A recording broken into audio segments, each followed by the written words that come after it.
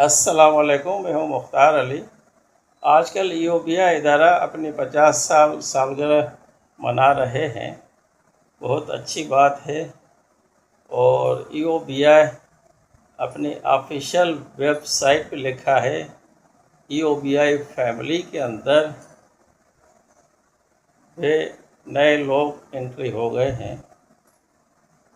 اب مجھے سمجھ میں نہیں آ رہا ہے ایوبیا کی فیملی میں کتنے لوگ ہیں اور ایوبیا کی فیملی کے اندر انشورڈ پینشنر ہیں بھی نہیں۔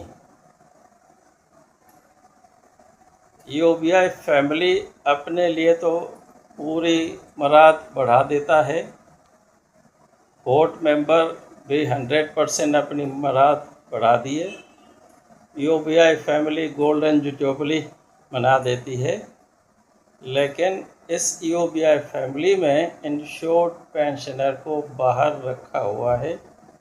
انشورڈ پینشنر ابھی بھی 11,500 روپے لے رہے ہیں۔ یہ مجھے بتائیں ایوبیا ادارہ یہ کس طرح انہوں نے اپنی فیملی بنائی ہوئی ہے۔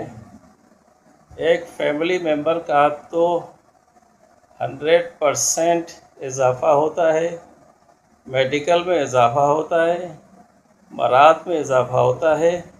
دوسرے فیملی ممبر جو اپنی کنٹریبیوشن 60 سال کے بعد بھی ان کو پینشن نہیں ملتی۔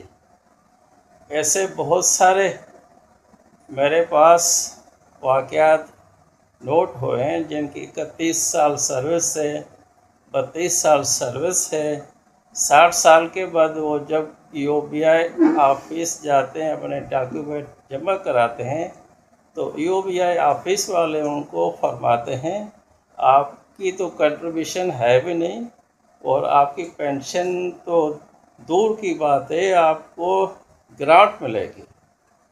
اب دیکھیں، ایک فیملی ممبر اپنی مراد تو بڑھا دیتے ہیں لیکن دوسرا فیملی ممبر شاید وہ نہیں سمجھتے انشورڈ پینشنر کو اپنی رقم بھی واپس نہیں دیتے، ان کو پینشن بھی نہیں دیتے۔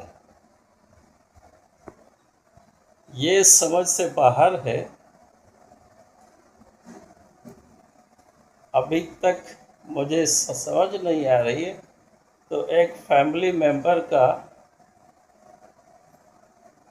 اتنی مشکلات ہے، وہ اپنے مراد بھی نہیں لے سکتا ہے، پینشن اپنی مرضی سے بھی نہیں بڑھا سکتا ہے اور پینشن اپنی مرضی سے بھی نہیں لے سکتا۔ ایک آدمی کی 31 سال سروس ہے، ان کا ریکارڈ ختم کر دیا جاتا ہے، ان کی کنٹریبیوشن مسنگ کر کے ان کو منیمم پینشن تک لے آتے ہیں۔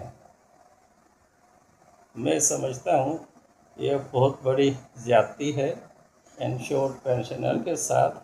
اب انشورڈ پینشنر اپنے حقوق کے لیے جمع ہو جائیں گے اور اپنی مرضی کی پینشن بھی لیں گے اور آپ کا فیملی ممبر بھی انشاءاللہ بنیں گے۔ اس کے ساتھ ساتھ مختار کو اجازت۔ آپ دوستوں سے گزارش ہے کہ اس ویڈیو کو زیادہ سے زیادہ شیئر کریں، دوسرے لوگوں تک پہنچانے میں ہماری مدد کریں۔ خدا حافظ۔